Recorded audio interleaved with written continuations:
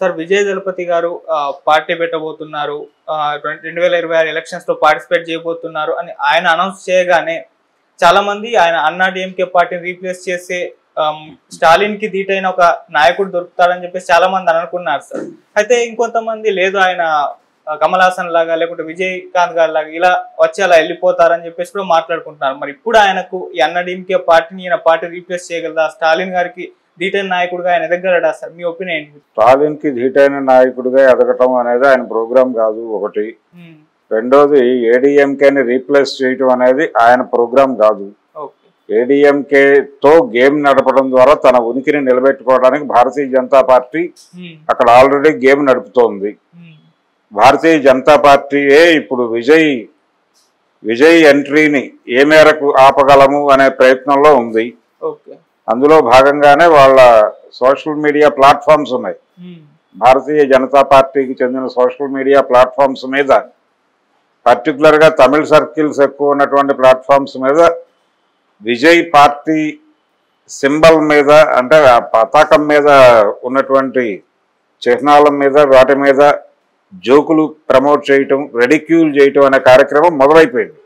Troll మొదలు పెట్టేశారు వాళ్ళు ఇమ్మీడియట్గా. వాళ్ళకి తెలిసిన ఏకైక ప్రోగ్రాం అవతల వాడిని మనకి ఇబ్బంది అనుకుంటే వాటి మీద దాడి చేసి చంపేయటం.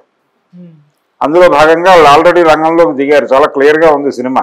వాళ్ళు ఏడీఎంకే తాలూకా గందరగోళంలోకి ప్రవేశించి ఆ వ్యాక్యూమ్లో లబ్ధి పొందాలి అనుకుంటున్నారు. అలాగనే ఆ పార్టీని తినేయాలని అనుకోవట్లేదు. వాళ్ళకి తెలుసు తమిళ సెంటిమెంట్ చాలా పెద్దది, అంత ఈజీగా భారతీయ జనతా పార్టీ వైపు వాళ్ళు టర్న్ అవరు అని తెలుసు. తన కంట్రోల్లో ఏడీఎంకే గ్రూప్స్ నడవాలి అనుకుంటున్నారు. రెండోది జయలలిత గారు చనిపోయి ఇంతకాలం అయినా వాళ్ళకి జవసత్వాలు ఉన్నాయి అక్కడ.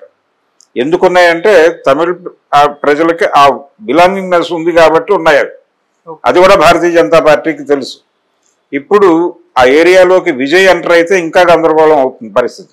తనకి ఇబ్బంది పర్సనల్గా.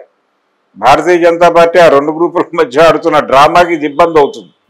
అందుకని విజయ్ని కంట్రోల్ చేయటం అనేది వాళ్ళ ప్రోగ్రాం, స్టాలిన్ది కాదు.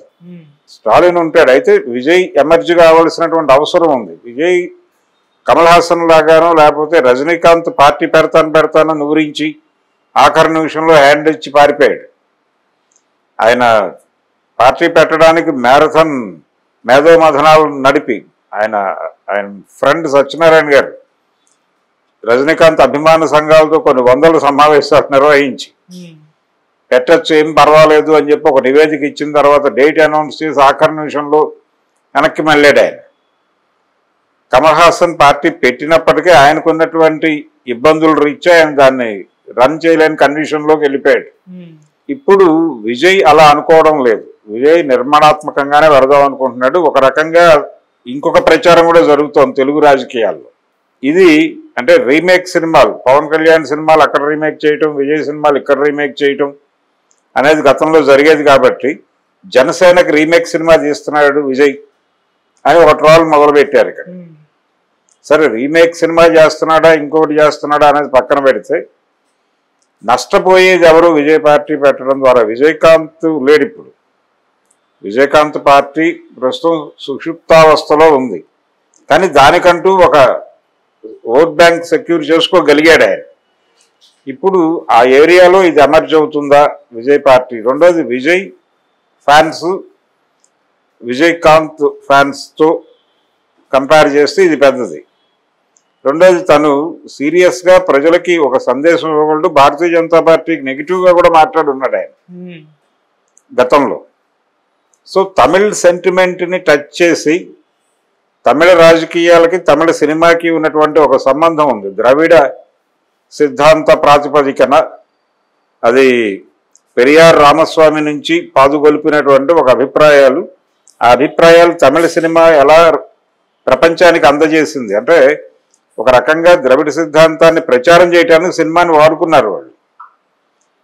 రాజాజీ గారి కథలు సినిమాలుగా వచ్చినాయి. చికట్ల పార్వతి లాంటి సంగీతం శ్రీనివాసరావు గారు తీసి నేషనల్ అవార్డులు కొట్టాడు ఆయన. రాజాజీ గారి కథ అది. తర్వాత పెరియార్, తమిళనాడు రాజకీయ నాయకులు అందరూ సినిమా రచయితలే.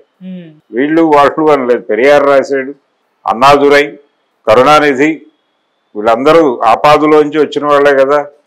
సో తమిళ సినిమాకి, తమిళ తాత్వికతకి, తమిళ రాజకీయానికి ఒక ఇంటర్లింక్ ఉంది. అయితే ఎంజీఆర్ తర్వాత ఆ బిలాంగింగ్నెస్ ని, ఆ అటాచ్మెంట్ ని ఎస్టాబ్లిష్ చేస్తూ తమిళ హృదయాల్ని కదిలించి ముందుకు నడిపించగలిగినటువంటి నట రాజకీయ నాయకుడు లేకుండా పోయాడు. ఎంజీఆర్ కి అన్నాదురైకి మధ్య నడిచినటువంటి ఒక రిలేషన్, ఇది చాలా ప్రధానం. ఆయనతో ఆయన ట్రావెల్, ఆ తర్వాత తన పార్టీకి అన్నా పేరే పెట్టుకున్నాడు ఆయన, అన్నా డిఎంకే అన్నాడు ఆయన. సో కరుణానిధికి ఆయనకి మధ్య ఉన్నటువంటి కాన్ఫ్లిక్టు, ఆయన ఇమేజ్, ఆయన సినిమాల్లో తన ఇమేజ్ని పెంచుకుంటూ వెళ్ళిన పద్ధతి, అవన్నీ ఎంజీఆర్కి విపరీతంగా కలిసి వచ్చినాయి. ఆయన విప్లవ వీరుడు అని పిలుచుకునేవాళ్ళు, అంటే ఆయనకు ఆ బిరుదు ఉండేది తమిళ ప్రజలు. కాబట్టి ఆయన ప్రజల కోసం పోరాడే పాత్రలో చేసేవాడు ప్రధానంగా. రిక్షా కార్మికుడుగాను ఇలాంటి క్యారెక్టర్లు చేసేవాడు ఆయన. అలాగే విజయ్ కూడా నెమ్మదిగా ఆ దిశగా టర్న్ అవుతాడు అనుకుంటున్నాను నేను. అంటే తన సినిమాల ద్వారా పబ్లిక్ ఇష్యూస్ ఆయన బలంగా డిస్కస్ చేసినటువంటి సందర్భాలు లేవు ఇప్పటిదాకా. కాకపోతే అడపాదడపా వ్యవస్థల మీద తనకు ఉన్నటువంటి డిసెంట్ని ఎక్కడో చోట మాట్లాడే ప్రయత్నం అయితే చేస్తున్నాడు.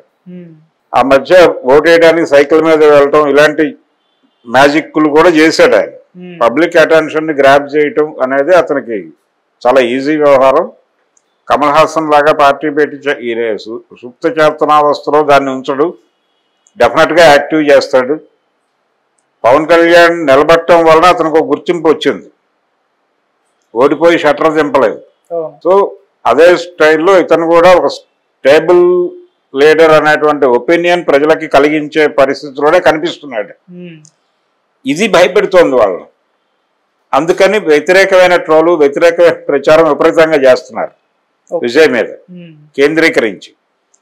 ఆయన పతాకంలో ఉన్నటువంటి 2 ఏనుగులు, అది కేరళ ట్రాన్స్పోర్ట్ ఆర్గనైజేషన్, అంటే మనకి ఇక్కడ టీఆర్టీసీ లాగా అక్కడ కేఎస్ఆర్టీసీ ఉంది కదా, రోడ్ ట్రాన్స్పోర్ట్ కార్పొరేషన్, వాళ్ళ సింబల్లో 2 ఏనుగులు ఉంటాయి. అక్కడి నుంచి కాపీ కొట్టాడని, ఆ తర్వాత స్పెయిన్ పతాకంలో ఉండేటువంటి ఆ మధ్యలో ముక్కను తీసుకొచ్చి దానికి కేరళ ఏనుగులను పెట్టి ఒక సినిమాటిక్ ఫ్లాగ్ తయారు చేసి ఎగరేసాడని చెప్పి కూడా ట్రోల్ చేస్తున్నారు. ఇలాంటి ట్రోల్స్ అన్నీ కూడా ఈయన చేసేది ఏమిటి, కమల్ హాసన్ చేసింది ఏమిటి, ఇతను చేసేది ఏమిటి అని ట్రోల్ చేస్తున్నారు. ఇలా ఈ మొత్తం వ్యవహారం వెనకాల ఇతను సీరియస్ పొలిటికల్ పార్టీని అమర్చి చేయబోతున్నాడు అనే భయం.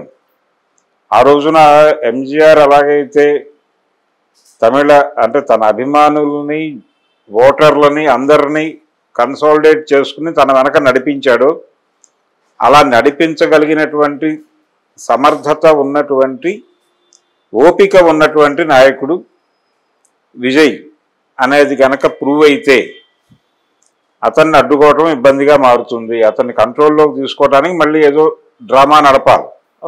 కాబట్టి అసలు ప్రవేశమే ఆపితే ఎలా ఉంటుంది అన్న మూడ్లో వాళ్ళు ఉన్నారంటే ఇతని మీద కొంచెం సీరియస్గా ఫోకస్ ఉంది ఆ పార్టీ మీద. అందుకని ఆషామాషిగా ఉండదు ఆ పార్టీ, ఆషామాషిగా ఉండదు, కొంచెం సీరియస్ ఇంపాక్టే ఉంటుంది.